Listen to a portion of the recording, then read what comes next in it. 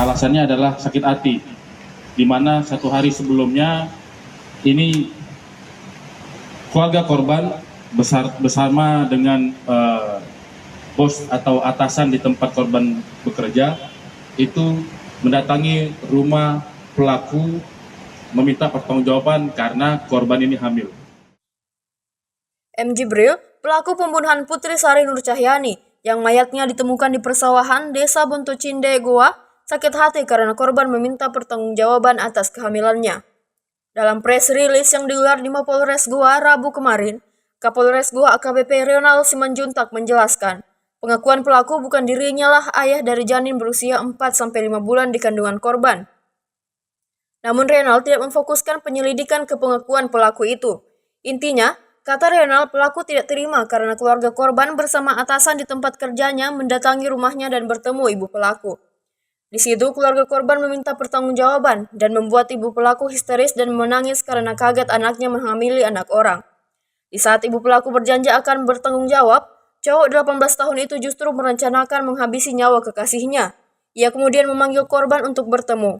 Setelah mengobrol beberapa saat di sebuah kosan, pelaku mengajak korban dengan motor masing-masing menuju ke arah TKP Desa Bontocinde, Palangga, Goa. Dengan membabi buta, sambil mata tertutup, pelaku melakukan penganiayaan kepada korban, hingga akhirnya polisi menemukan 79 tusukan di tubuh korban setelah diotopsi. Dan di situ ibunya korban memang sedikit terkejut dan bersedia untuk anaknya akan segera menemui korban untuk segera mempertanggungjawabkan perbuatannya.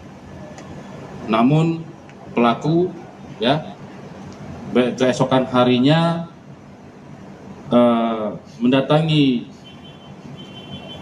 korban kemudian sempat ngobrol di sebuah kos-kosan, kemudian mengajak korban menggunakan motor secara masing-masing menggunakan motor masing-masing menuju di mana tempat TKP terjadi. Di situ begitu kita di tengah persawahan, korban ini